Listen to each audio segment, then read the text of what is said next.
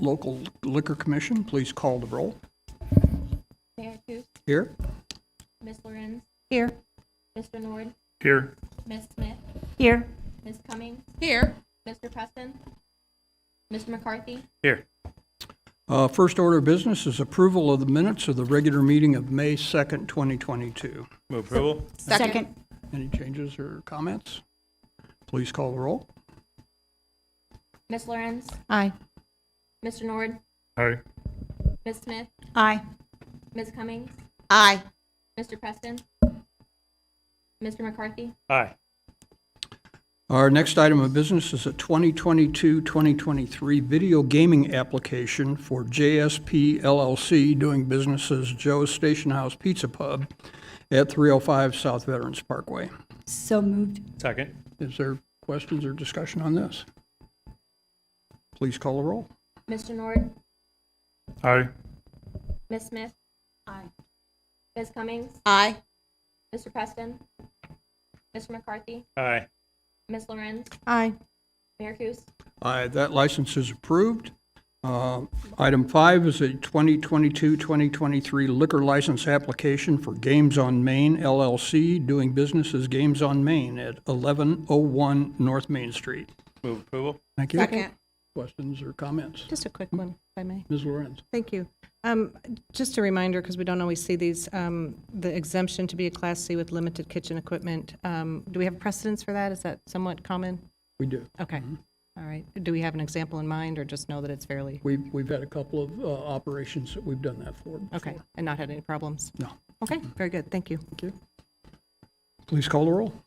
Ms. Smith, Aye. Ms. Cummings, Aye. Mr. McCarthy, Aye. Ms. Lorenz, Aye. Mr. Nord, Aye. Mayor Coos, Aye.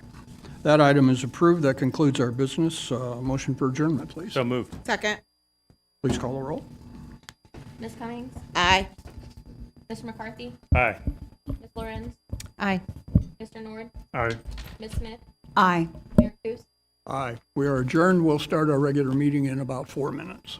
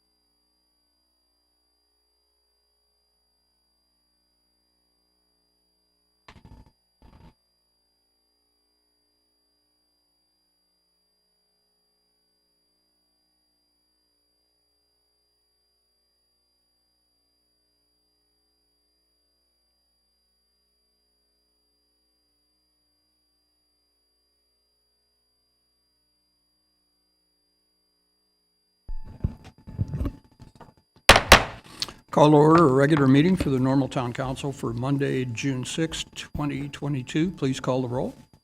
Mayor Kus, Here. Ms. Lorenz, Here. Mr. Nord, Here. Ms. Smith, Here. Ms. Cummings, Here. Mr. Preston, Here. Mr. McCarthy. Here. We'll begin with the Pledge of Allegiance. I pledge allegiance to the flag of the United States of America and to the republic for which it stands, one nation, under God, indivisible, with liberty and justice for all. We have no public comment tonight. We'll move right to the omnibus agenda items considered routine and will be handled with one vote unless a council member would like to pull an item for discussion. Mr. Nord? I'd like to pull items C, D, F, and G.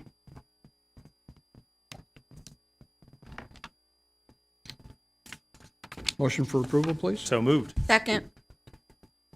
Items under consideration on the omnibus agenda are approval of the minutes of the regular council meeting of May 16th, 2022, and approval of the minutes of the special council meeting of May 31st, 2022. A report to receive and file town of normal expenditures for payment as of June 1st, 2022. A resolution waiving the formal bidding process and authorizing the purchase of a sewer camera truck and equipment from EJ Equipment Incorporated in the amount of $284,660. And a resolution to award the bid and approve contracts for well number 22, Division A, to Lane Well and Pump Division, and Division B to Stark Excavating, and approving an associated budget adjustment. Please call the roll. Ms. Lorenz, Aye. Mr. Nord, Aye. Ms. Smith, Aye. Ms. Cummings, Aye. Mr. Preston, Aye. Mr. McCarthy, Aye. Mayor Kus. Aye. Those items are approved. Item C is a resolution to accept bids and award a contract to Row Construction, a division of United Contractors Midwest, for the 2022 General Street Resurfacing Project in the amount of $1,110,349.69. Mr. Nord? I so move. Second. Mr. Nord? Thank you. Couple questions. What was the criterion that was used to pick these particular streets? And I guess when I talk about this, if you could answer for both this vote and the next one, because they're all street repairs. Sure. I think that question, when it's been asked in the past, we've indicated that at some point we would like to have the PACER rating study done, and actually we'll be presenting that to you next meeting. But what will, for now, I think as we've shared in the past, when staff recommends roads for the resurfacing project, it's based upon the evaluation from the civil engineers and the engineering team. How many of those folks live in Bloomington Normal? I don't know. Is that relevant? Kind of, because when I drove all these streets, and some of them just didn't seem as bad as some of the neighborhoods that are elsewhere in town. That's why I'm wondering, is their perception of our streets based on their commute in and out, or is it based because they live in particular neighborhoods? I can tell you their evaluation is based upon their professional expertise on pavement, pavement rating and pavement evaluations and determining priorities. So that's our historical approach until we have the assessment complete. The assessment in the budget, the final budget, it says in there that assessment was completed. You had completed it. I asked for it. I've asked for it several times and haven't been able to get it. Why hasn't council seen it yet? Because I would like to be able to compare it with the map of what we're doing now. Well, that's perfect timing. Well, you'll see it on the 20th. Then why are we voting on these repairs before we see where the worst streets are in town? Well, historically, staff has presented projects to council to get them done during construction season. We bid them based upon engineering expertise, and this fits budget and the process we've used in the past. So until we're ready to move forward with the study and share that with you. This is what we have. And council can choose to decline or move forward. I'm confused. I thought the study was completed. It is. We're presenting it to you next meeting. Okay, that was completed though months ago. And, I just don't want to make a decision based on incomplete data, because I drove some of these streets. Some of these, for example, like Prospect, south of Highland Avenue to Highland, there's like 2 houses on that street that have a driveway. And then it goes into a brick section of street, which is really bumpy and stuff. It's right on the backside of Carl Hospital. Mm-hmm. I don't understand why that got priority over areas where, the roads are horrible, like, say, College Avenue between Adelaide and Parkside, or other areas that are just bad. We've also got, Aurora Way. I mean, there's a few potholes, but it's nowhere near as bad as a lot of other places in town. So Well, we shared this why were list those with- missed? I don't think they were missed, Mr. Nord. I believe this is the same list we shared with council in February. So I'm sorry that you are now not pleased with the list, but this isn't new information. What I'm not pleased, or the thing I'm not pleased about is we've got this assessment that was done a while ago. In the report, when we approved the funding for that, it was supposed to be done in April of 2001. And now we're completely a year later. In the budget report that you gave to council, you said that that was completed. We still haven't seen it. Now we're doing roads that we can't even look to say, hey, why are we doing these when these over here are worse? I also notice on here that we're doing all of Fell, and then, or not all of Fell, we're doing Fell from Vernon to Virginia, and then Virginia, both directions. Well, the mayor lives right there, so he's got some input in there. And I just want this to be a completely transparent decision that we're making this based off of where the worst roads in town are at, not based on, certain people pulling strings and getting their roads improved before, some of our more Point of neglected order, areas Mayor. get it. Point of order. This is highly out of order. Well, Mr. Nord, I would say that you would have to explain to my neighbors why my road should never be repaved as long as I'm living on Fell Avenue.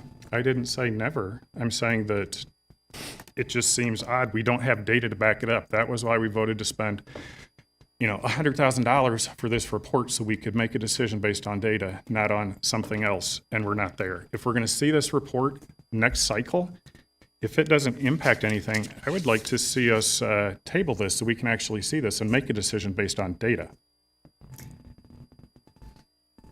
Can I, Mayor, jump in? Appreciate that, Mr. Nord, and again, in the 3 different times that we brought resurfacing projects to council, the 3 different years we've asked council to approve contracts, we've explained that the resurfacing contracts, or the projects, are designed and bid based on civil engineering expertise. And I understand that you're not comfortable with that, but that is what we have right now to move forward with this year's projects. It's the same list of streets that we presented to council in February. And moving forward, we can use more analytical data perhaps, but also I will remind council that PACER rating study was coordinated through McLean County Regional Planning. This wasn't the town's contractor.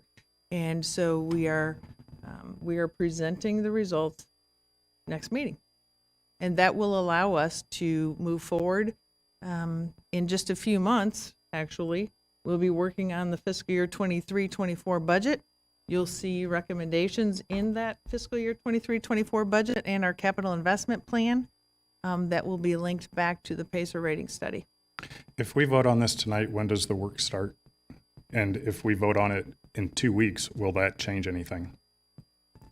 Yes, I believe it will change things. It will change our start time. We have a limited construction season. Will they be able to get the work done within that time frame? I mean, is 2 weeks going to be a deal killer that we're not going to be able to get these roads fixed? Mr. Nord, I think if you're going to go this line, you should float an amendment to table for 2 weeks. Sure. First, I would like to ask the professional engineers that question, since they're the ones that would be the most in the know. Mr. Otto?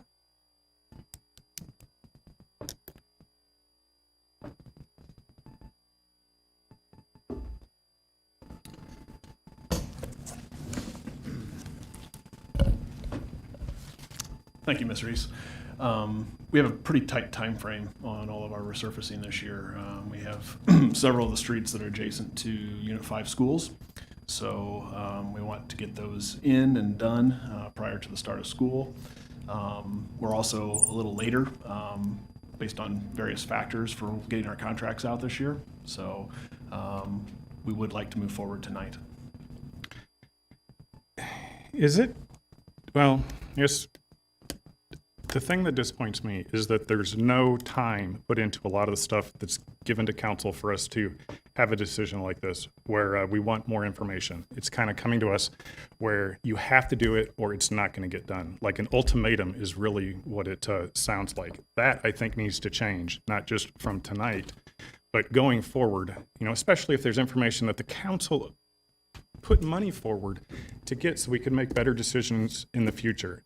And it seems very strategic that we're first voting on the work and then going to get the results of this information that was done, a year ago. So, thank you. Ms. Smith? Since I'm neither an engineer nor a weather forecaster, I'm reluctant to postpone this action, and I would like to remind the council member that this information came before the council in February to provide us with details about what was funded by the motor fuel tax. So this particular streets that were to be involved in this action were known for several months up to this point. This is now a step to approve the budgeting and the awarding of the contract to a specific bidder. I would ask that we just move forward with this action tonight so the work can get done in the time frame it needs while the weather permits. Thank you. Mr. Preston? Thanks. So if the Pacer rating study is complete, how do these roads stack up in it? I mean, are we right with our priorities based on the results of the study, though we haven't heard it yet? The study, I think there's a slight misunderstanding on the study. The study itself is not complete. We're wrapping that up as we speak. The ratings are still draft. We're working to finalize different things like treatment costs. We have to make sure that the inputs we put into the analysis are accurate and reflect what we actually see in terms of pricing based on actual real-world bidding and competitive bidding. We want to make sure that it's kind of, we got to make sure we put good data in so we get good data out. And we're still refining that a little bit. As Ms. Reese stated, we will be sharing that and finalizing that in the next 2 weeks, and then prepared to share that with you on June 20th. So, that study is still in draft form. The streets are selected as well from different categories. Mr. Nord, you mentioned Prospect Avenue. That was added in as a short section that would fit in well with Virginia Avenue when we were there doing that street. It's highly deteriorated.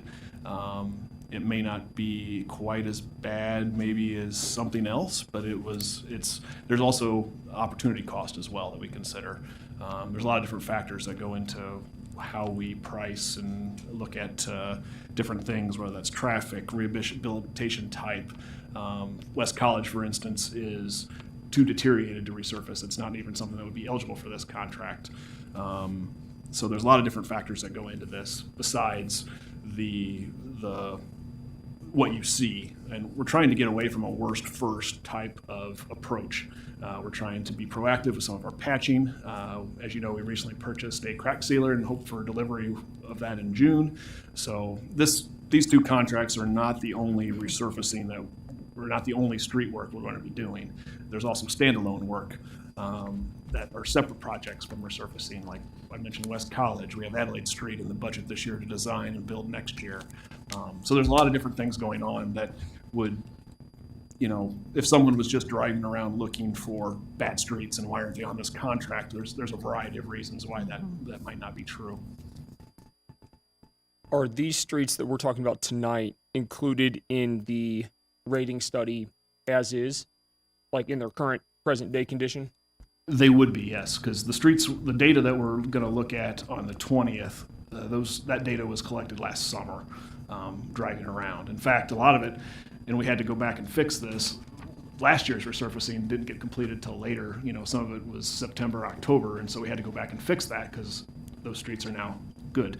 And so there's a lot of different things going on that we're trying to clean up in the data set. So yes, these streets are included in the raw data that we'll be looking at as well. Okay.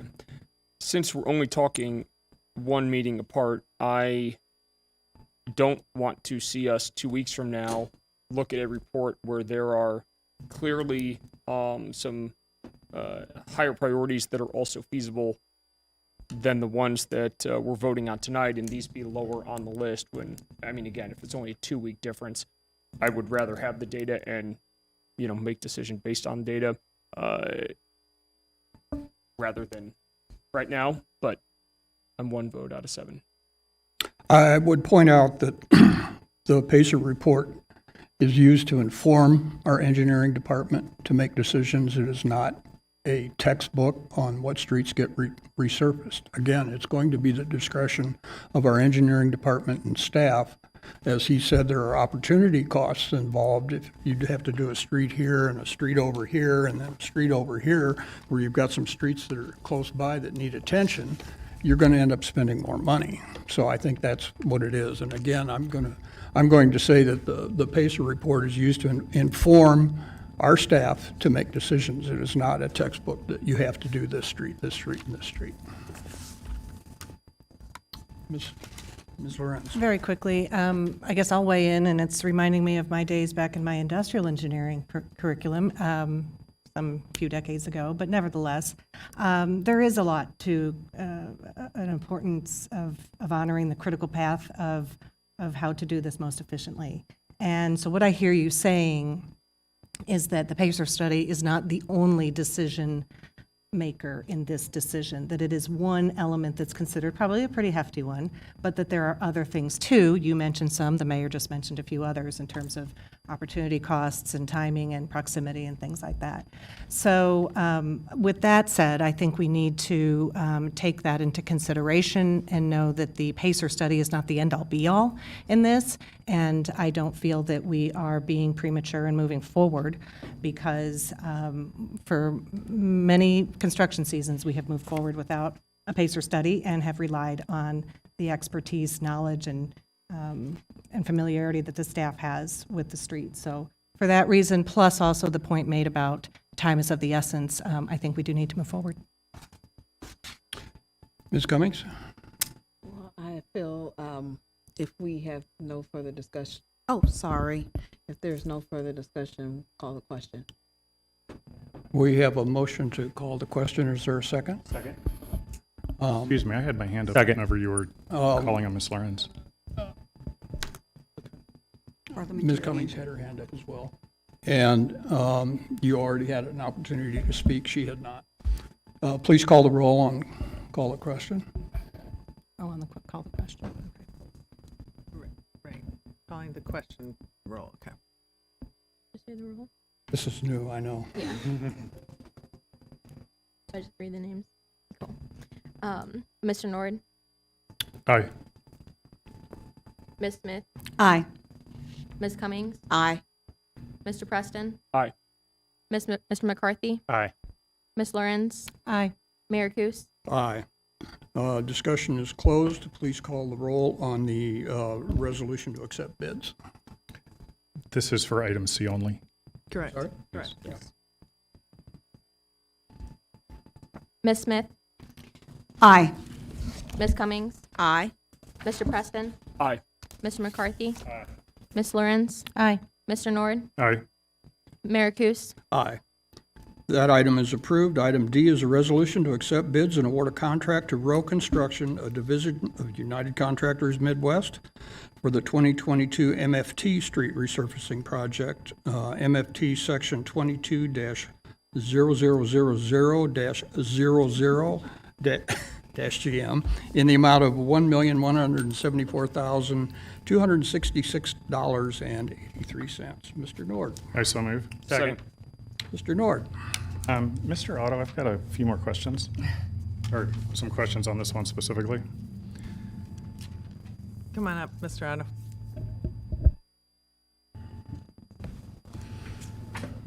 I understand that the McLean County system, the Pazer system, isn't completed yet, but there's two systems that the town currently uses that council was told about back in October 15th. The local asphalt streets are rated on a scale of 1 to 5. Do all of these streets that are being repaired, do they all fall on like the worst end of that scale? I don't know that for sure. That system hasn't been updated since probably 2016. Obviously, a lot of time has passed between that. It's a lot of the streets you see, as I mentioned, there's not just the worst first mentality that we're trying to get away from. There's streets that are concrete that have deteriorated to past the point where we can just use a standard resurfacing. Sure, but the concrete streets are graded by a Pazer system that the town had. Right. So there's a lot of different factors that go into that. We also look at, the other thing it doesn't take into account is traffic volumes. Obviously, we're going to take a little higher look at a collector or arterial that's in bad shape. A lot more of the traveling public utilize that. There's a lot more opportunity for problems and rapid deterioration. There's also deterioration rates that we look at too. Different streets, especially arterials and collectors, can go downhill quickly. Okay, so since the data that the town had before was from back in 2016, so that's, far outdated. How did you collect data for choosing these streets, and who specifically did you get that data from? Sure. We start with the 2016, and we have lists that we've developed over the years. How did those lists come about? Starting with lists from last year's resurfacing that didn't make the cut because of either budgeting or other factors like utility installations, either night core, maybe it's a water main install. But there's a lot of different areas that we're looking at. Then we drive the streets. My staff goes through. Eric Erbst is our project engineer that typically handles our resurfacing contracts. He does a great job boiling down some of the initial look at all the streets, and then I go through and drive them myself, drive a lot of the other streets as well.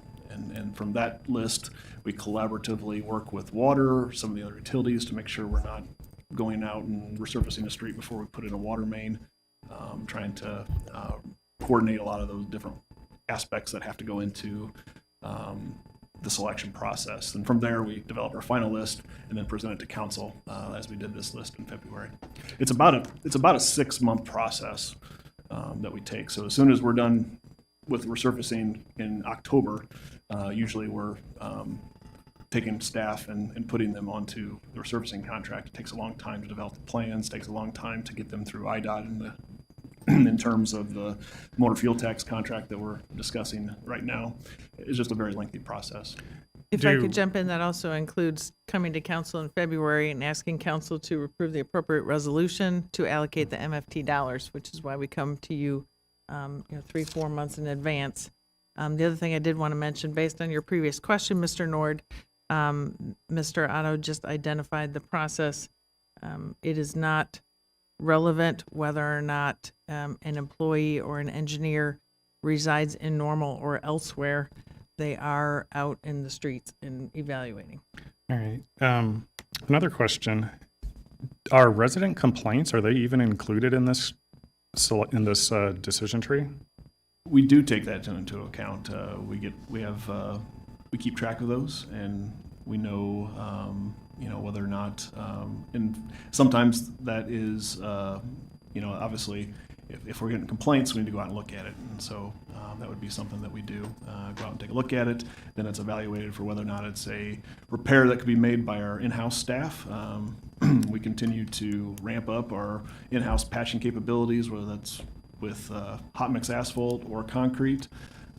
So yes, we do definitely take that into account and want to make sure that we're addressing those as well. Okay, and back in February, if that was the right month, whenever this came before us, I asked back then for this PASER study, and that I would ask for it, that I did want to see it. I don't feel guilty that I'm asking again, and now I'm pretty upset that we don't have it, and we're being asked to make this decision. And I appreciate that. the And other I'm piece- sorry, excuse Mr. me? Nord. I'm Excuse sorry, me? but I was just going to explain. I do recall you asking, and I believe that I responded when you were asked previously that we would be presenting it to council. I think it was spring. So at this point, it'll be the month of June. So. Yeah, and I wasn't looking for the plan to fix all the streets. I just wanted the raw data so I could put it up to this map and say, hey, does this look accurate or reasonable or not? The other piece is I disagree with that it's not relevant for folks that are working for us, that elected representatives don't live in areas that we represent. If we don't know the experience of what it's like to live here, at night, to drink the water, to wash our clothes in those water, to drive on these roads in these other areas, how can we adequately represent people, Point of order. So I disagree Order. that Point of it's order. not, Point of that order. it's not relevant. What's your point of order? I think we're getting off the topic. We're actually here to talk about whether or not we're going to accept this bid or not. And I think to start getting into the relevance and the professionalism and the expertise of our staff is something totally separate. Sure, well, Ms. So Reese brought I will up the uphold that, relevancy. I will uphold that point of order. Move on, Mr. Nord. That's all I had. Thank you. Further on this item? Mr. McCarthy? Thank you. Thanks for this information. I actually look forward to this every year. It's an opportunity that obviously it's a visible and functional impact to our community, and it's on our residents' mind quite a bit. I've had opportunity to actually look at these, and obviously they need work. I generally in February when we get the list, and I have an opportunity over the time between now and then, try to get, I didn't get to all of them. I try to drive them all. I do appreciate the professionalism that goes in. We've been successful to this point in our history with the process we have. I'm looking forward to getting more data with the PACER. I know that will help you guys be a little bit maybe more quick in that process a little bit. But I do want to remind everybody that that study is informed by our engineers' evaluations. That isn't just generated by some AI bot someplace, that our engineers are the ones who are providing the information. So even this study, this data that we're about to get is based on the professional experience, expertise, certification of our professional staff. And so to somehow try to remove them from the equation is unfortunate. And as for citizen input, I've sent 2 requests from citizens to our team, and Mr. Otto's come out himself to respond to the citizens' concern about street conditions.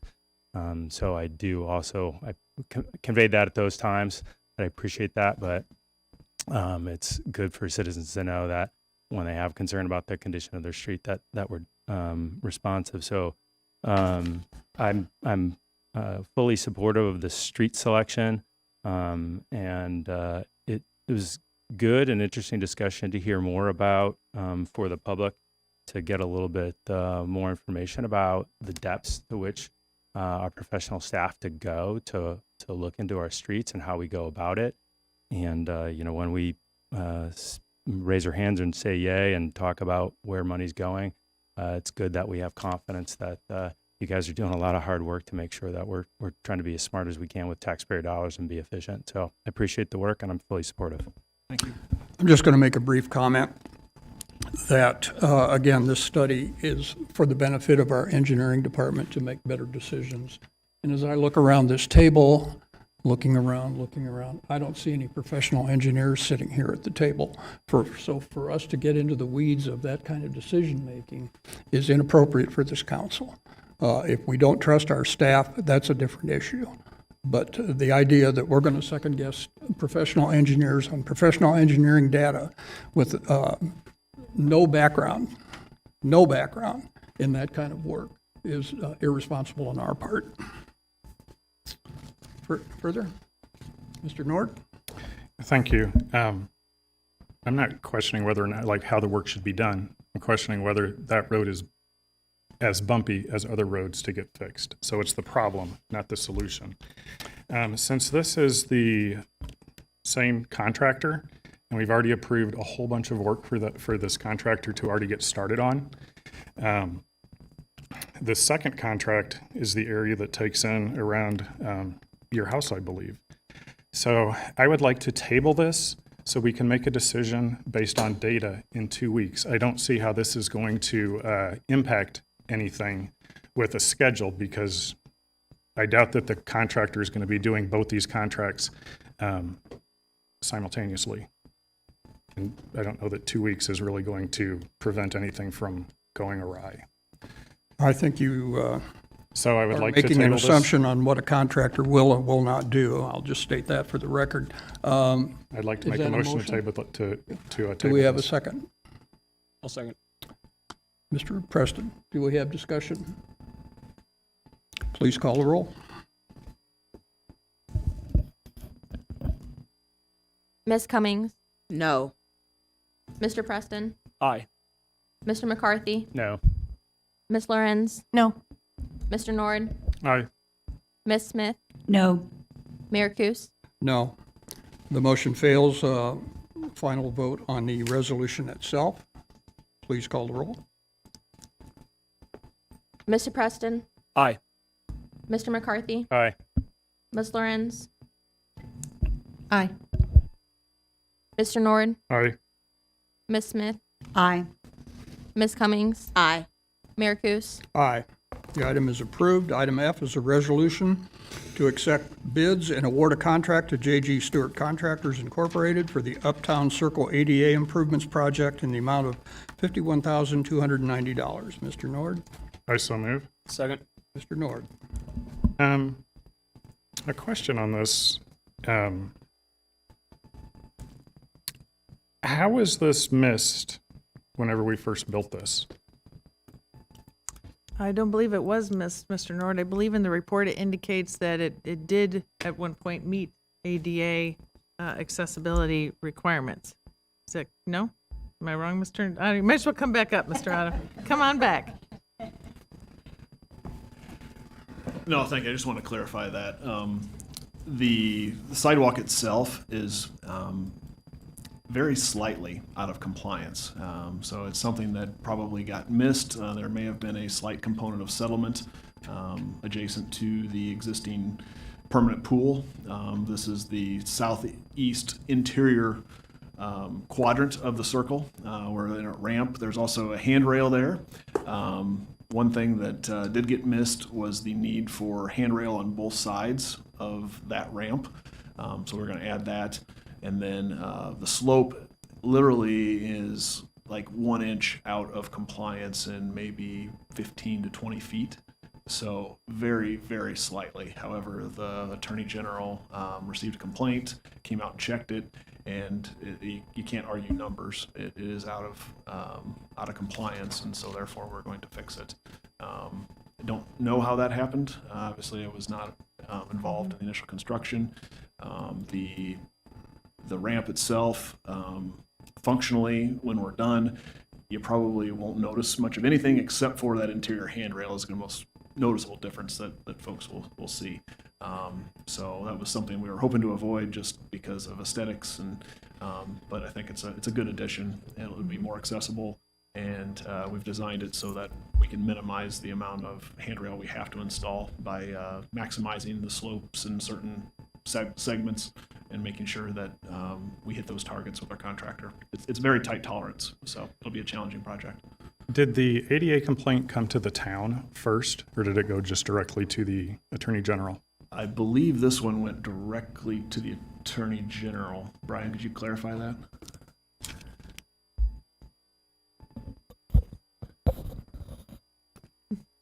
Yes, there was a complaint that went to the Attorney General's office. They came out and inspected, and actually the complaint that they received wasn't this at all. The Attorney General's office just also noticed this issue because they came to look at it.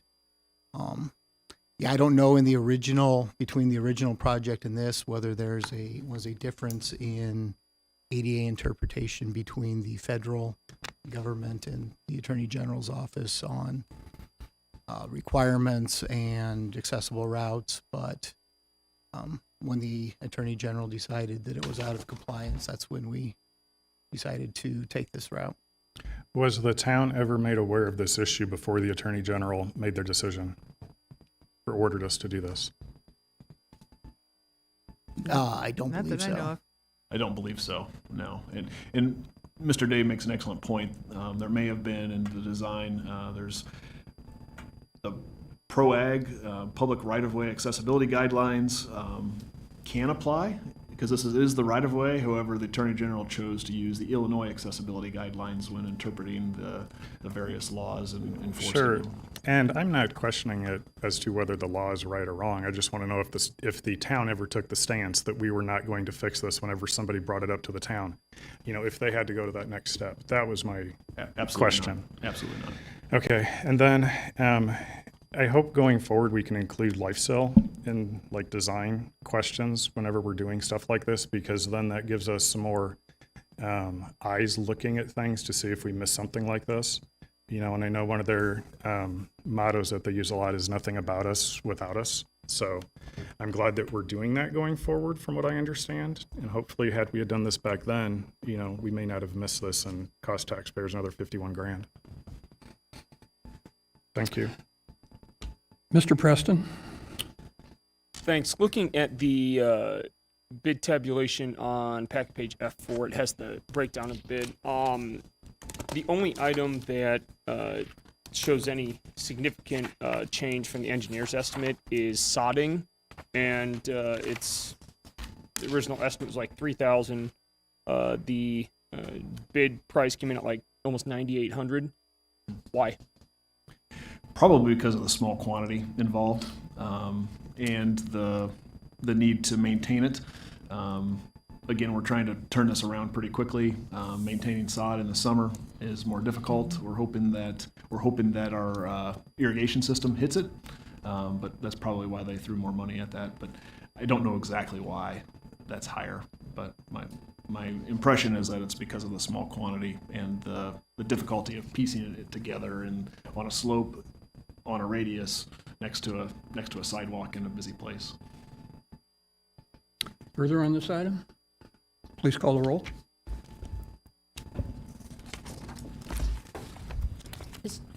Mr. McCarthy, Aye. Ms. Lorenz, Aye.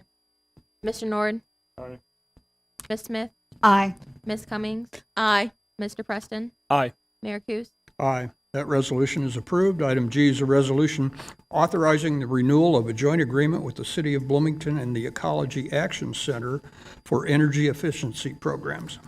Mr. Nord? I so move. Second. Mr. Nord? Do we have anyone here from the Ecology Action Center to answer some questions? I believe there's a representative. I believe Mr. Brown. Oh, there he is in the corner. Mr. Brown is present. If council has questions about the energy efficiency program. Yes, please. Mr. Brown, do you mind joining us?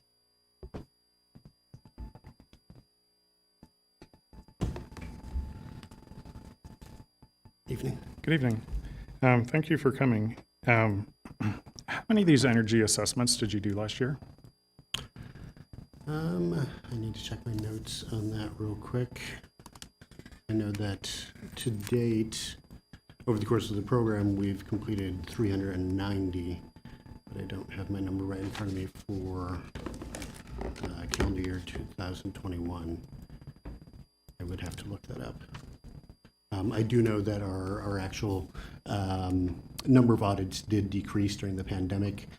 We do have immunocompromised personnel on staff, and so we have been taking a lot of precautions, and so we were doing virtual energy audits instead.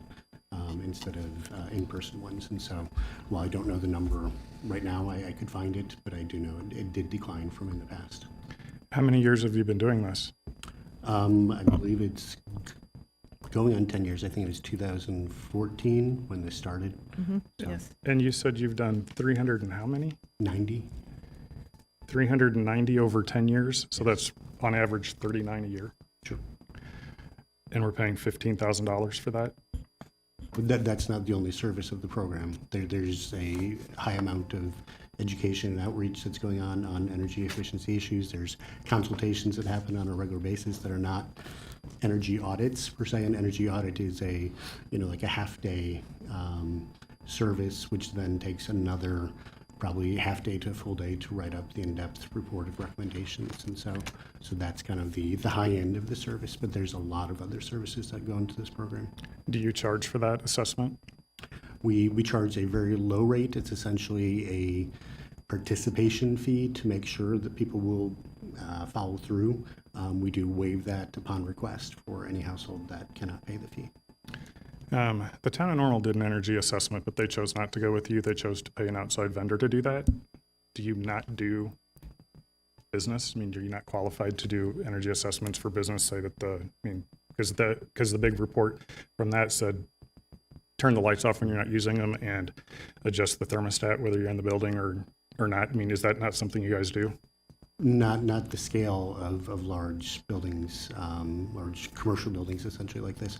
We can do small businesses, which the systems are very similar to residential HVAC systems and insulation and all the other equipment. But yeah, once you get into a large municipal or commercial building, no, that's way beyond our skill set. That's a very specialized service. Okay. So are you familiar with Ameren Power? I assume so. Sure. They do energy assessments. I'm looking at their website. They even have people, whenever they do that, they come into your home and they say that it's no cost as long as you're below, what is it, like $60,000. Sure. And And if you've got more people in your home, then that number goes up. But they will actually replace light bulbs and things while they're there. I know that they didn't always do that, but you've been doing this for 10 years. It sounds like the private sector is now doing this for no cost. They're probably getting incentives from other government entities as well to help offset this. Why should this council have this redundant offering that government's now doing when the private sector is now taking over these costs? Sure. And so there's actually, Ameren has been offering some kind of energy audits like that for a long time. I wouldn't necessarily call them audits. They're very kind of low-hanging fruit kind of inspections, and so they do not go into the depth that we do. They do not provide the detailed recommendations. They do not do a full in-depth analysis of utility bills for the residents, looking for errors, problems, surges, irregularities that would imply weatherization issues. So what they offer, well, is little to no cost, like ours, for residents. It does not provide the same level of health information and kind of prioritization of energy improvements that we offer. And so, but that being said, we work extremely closely with Ameren and NICOR on a number of different programs.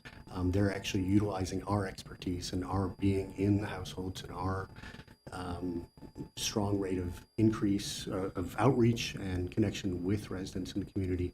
And that's actually been leveraged because of this program with Normal and Bloomington, and that the fact that we are essentially leaders in Central Illinois on this, and so they're taking advantage of our expertise and our being out there.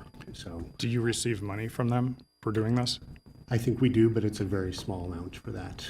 It's less than $100. It might be like $20 or something for each of these referrals that qualify for very specific criteria. Okay, 15,000 divided by 39 assessments. If we're going to give you the average of 10 a year, that's $384 that we're now subsidizing for this assessment when the power companies do this already. The power companies actually do a lot different than what we do. We go a lot more in depth, as I was saying, and as well, we do a lot more for the resources, for the funding for this program than just those energy audits. How many did you do last year so I can quantify a dollar amount? I mean, I know you said you couldn't find it and it was less, but I mean, are we talking 10 a year? I could find the full program report. That might take me a few moments, but that would detail our annual report for this program, which has been provided to the town, and I assume has come through the council packet at some point, does detail all the activities for the program. And so if you give me a few minutes, I can Sure, try take your and time. locate that. Sure. Further on this item? Please call the roll. Oh, He's looking for information for me. sorry. Mr. Brown is looking for information, so I'm okay to yield my time, but I'd like to finish up whenever he finds. And I'm sorry, Mr. Nord, you're asking, and Mr. Brown, if you could tilt the microphone toward you a little bit. Yes, sorry. And you've asked a question. You're approaching about a minute and a half of time left, and I'm not going to stop the clock. Okay, I do have a 6-page report which I could share, which does detail all of the activities that we provided in calendar year 2021 in terms of the in-person audits, which is a small part of this program. Let me find that real quick here.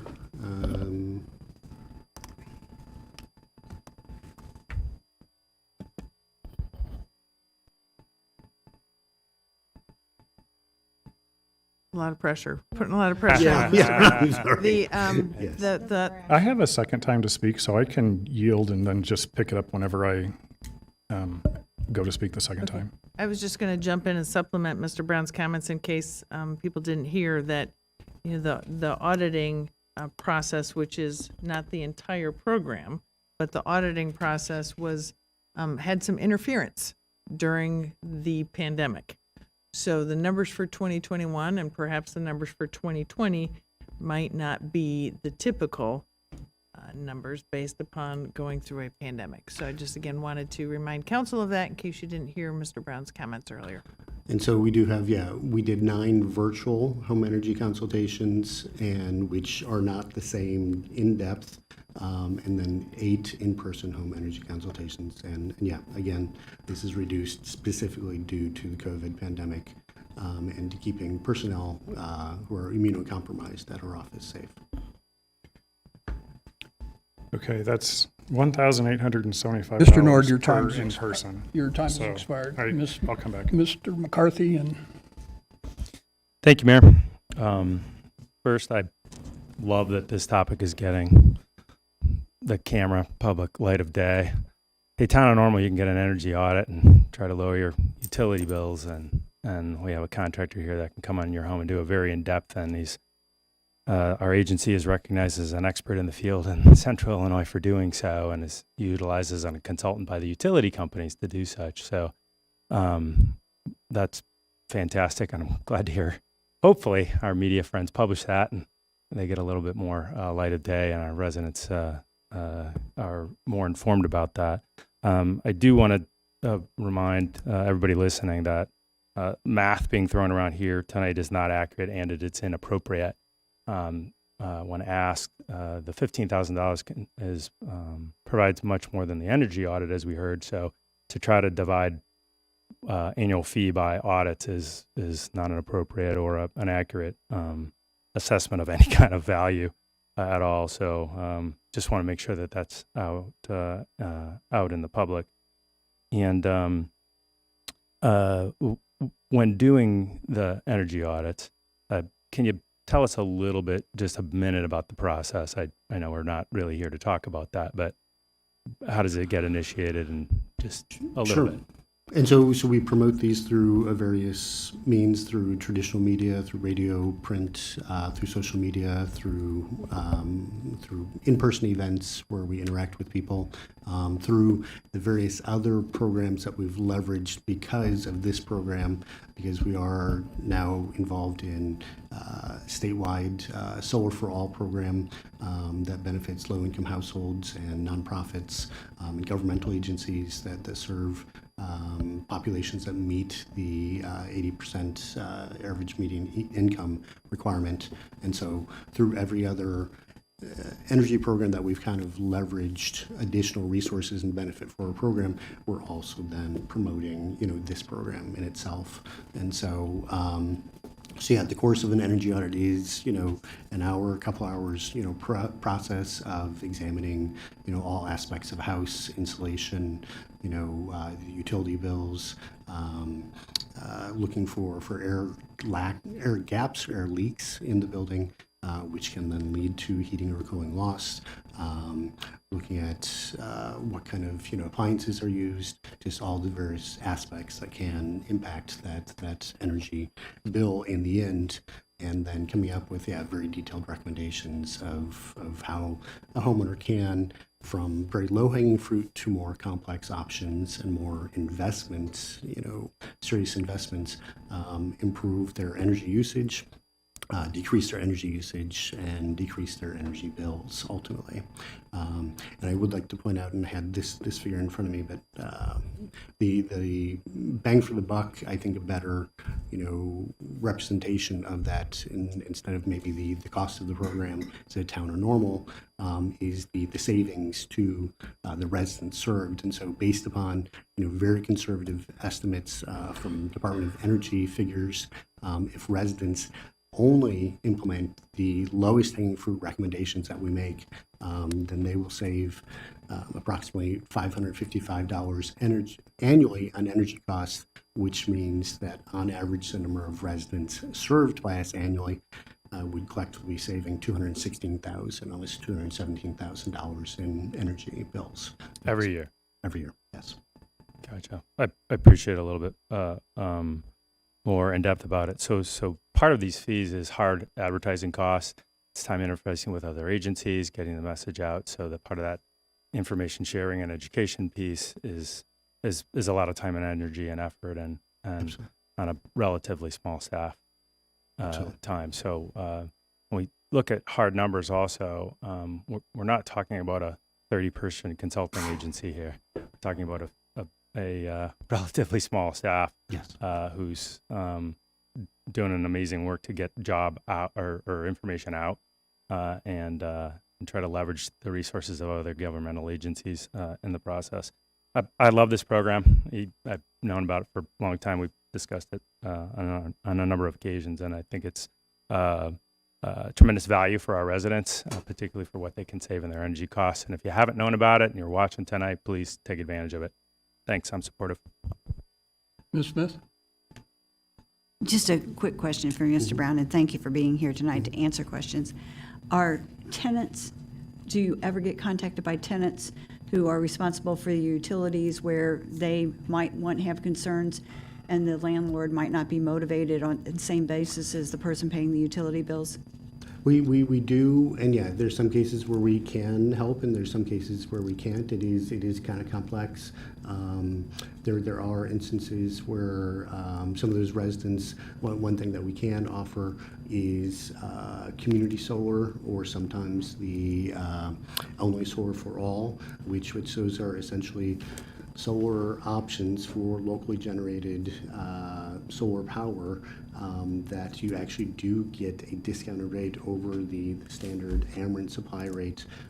Community solar right now gets residents, I believe, a 20% reduction in the cost of their supply cost, and that is available for apartment dwellers. And if they do meet the 80% area median income, then they could get into the only solar for all program for community solar. And still, this is not an installation on the building. It is something they can subscribe to, and that gets them a 50% reduction in their supply cost. And so those are some easy things that we can direct them towards, even if we can't help them with weatherization or something like that with the building. That's, yeah, they're simply tenanted. And you do have documentation that participants in your program have saved, on average, cumulatively in the course of a year, over $200,000 in energy cost, and in a time of rising energy cost and diminishing resources. This is, I think, an invaluable service. I'm supportive as well. Thank you. Ms. Cummings? Thank you for being here and sharing, and certainly I think the program is of value, and hopefully, since it's got some spark tonight, that more people will take advantage of it. It sounds like from the council dais, we're kind of going in a circular motion, so I'm going to ask that we call the question. I have a motion to call the question. Is there a second? Second. Please call the roll. Miss Lorenz, Aye. Mr. Nord, No. Miss Smith, Aye. Miss Cummings, Aye. Mr. Preston, Aye. Mr. McCarthy, Aye. Mayor Kus. Aye, that motion passes. And now a vote on the resolution to, authorizing the renewal of a joint agreement. Please call that roll.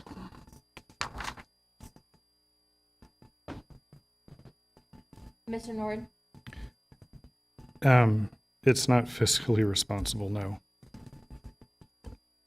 Miss Smith, Aye. Miss Cummings, Aye. Mr. Preston, Aye. Mr. McCarthy, Aye. Miss Lorenz, Aye. Mayor Kus. Aye, that item is approved. We move to general orders.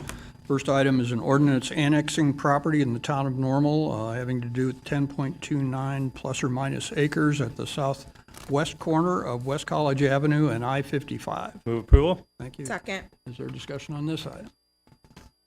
Please call the roll. Miss Smith, Aye. Miss Cummings, Aye. Mr. Preston, Aye. Mr. McCarthy, Aye. Miss Lorenz, Aye. Mr. Nord, Aye. Mayor Kus. Aye, that ordinance is approved. Item 8 is an ordinance rezoning the property in the town of Normal, same property.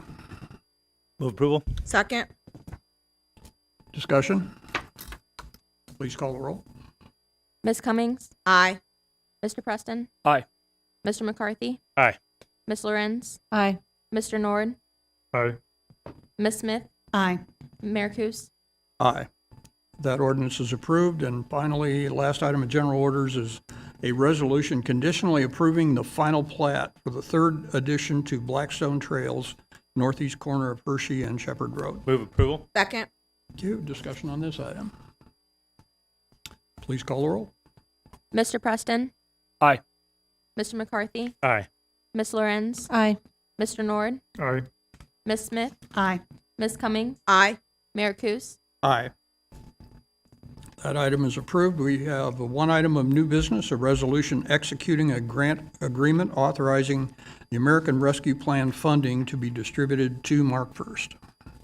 Move approval? Second. You. Thank you, Mayor. Thank you, Council. This item on your agenda is an exciting opportunity for us to partner with Mark First, and I think have an impactful investment of our American Rescue Plan funds. Back in December, staff presented to Council a plan for the American Rescue Plan funds. As background, we have been allocated $10.8 million. We have budgeted $9.334 million of those dollars, and we still have about $1.5 million yet to be allocated.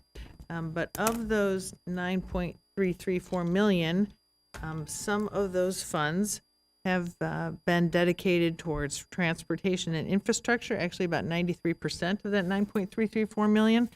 And the balance has been budgeted for community investments. And one of the investments that we're recommending to you tonight is a partnership with Mark First. I think the council report identifies how this particular action conforms to our various plans, and I think fits in with our strategy. And so I'm pleased to recommend that council adopt this resolution authorizing us to commit $500,000 to Mark First. With those dollars, Mark First will be investing in a property that's adjacent to Shepherd Park. I think that is sort of a win-win for our community and for the clients served by Mark First. And they will be investing in this building, which is currently vacant. And they will also then be home to the Regional Office of Education's Bridge Academy, which will be very impactful for not only students in Unit 5 and residents of Normal, but residents of the district covered by Regional Office of Ed. So certainly staff is prepared to answer questions council may have. We do have a representative from Mark First here if council has questions directed to Mr. Whipperman, and so we're happy to present this to you and eager to move forward. Comments or questions? Ms. Cummings? Yeah, I do have a comment.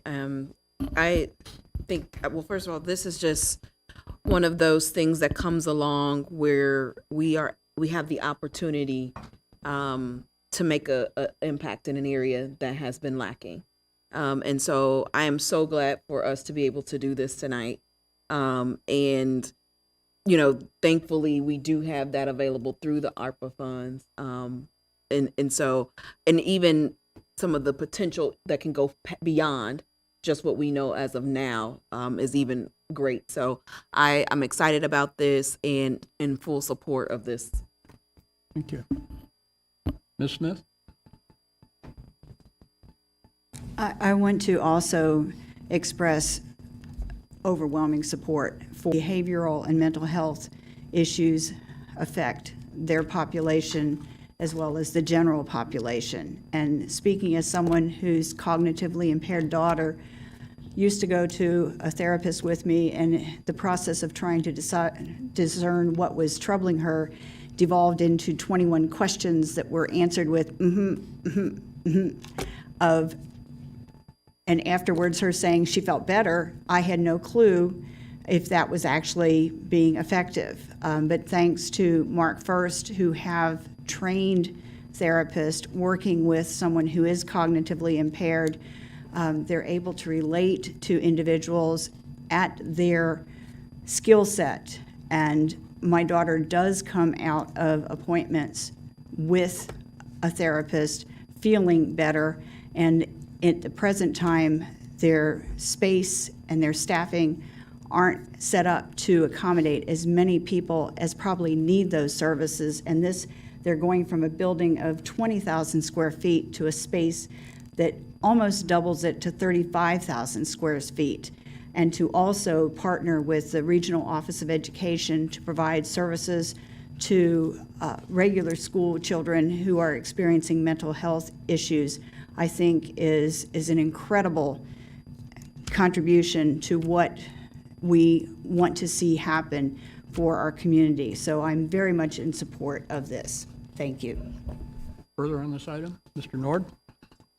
Sure. I'm usually the person that's, pushing for fiscal responsibility and not spending on places that, there's not a true need. But what Mark First does, there is a true need, and these are folks that, have a need not by choice, but just because of, life. So I think it's a credit to you, Mr. Whipperman, that you took Mark First from a great organization to now you're expanding to help more and more people.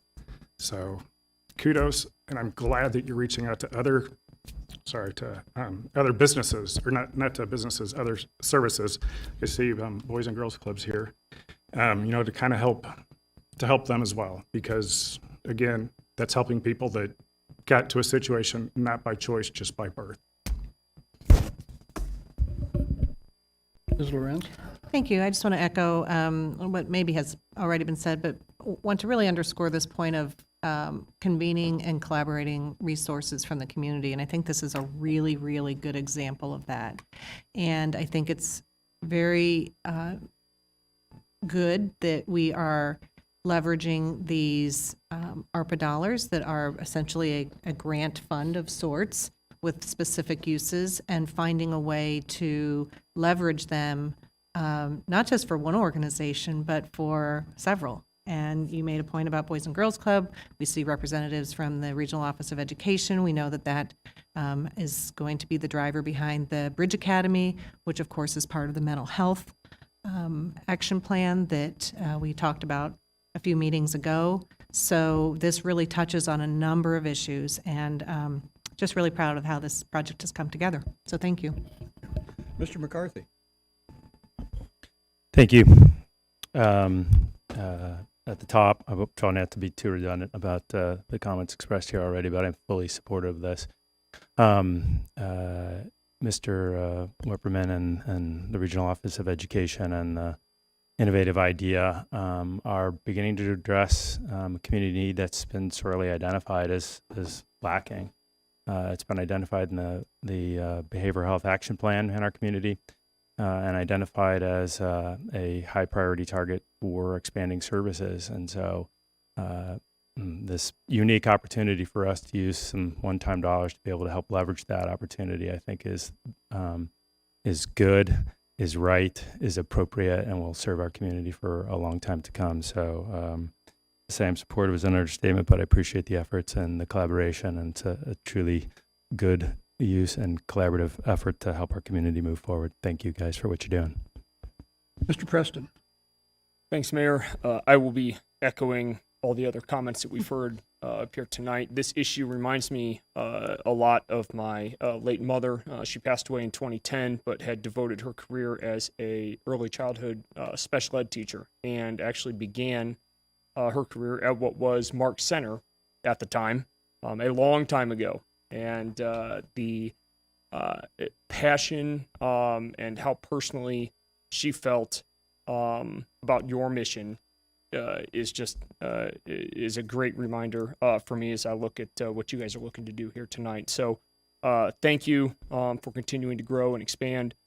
Thank you for the collaboration. And the one thing that I would throw out there and ask, which everybody in that section already knows, is as more nonprofits get on board and collaborate in this space, please continue missions on the west side as well. Don't bring everything over to the east.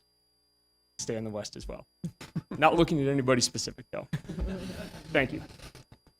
Thank you. I won't reiterate the comments. I think the council's unanimous on their feeling about this project going forward, but I'd just like to congratulate Mark First, working, and Regional Office of Education and Boys and Girls Club and our staff for being broad-based in their thinking on how to apply ARPA dollars to help our community, not just fix roads, not hire people, whatever that, but we really taking a broad-based look at the needs of our community and trying to use those dollars to answer some of those.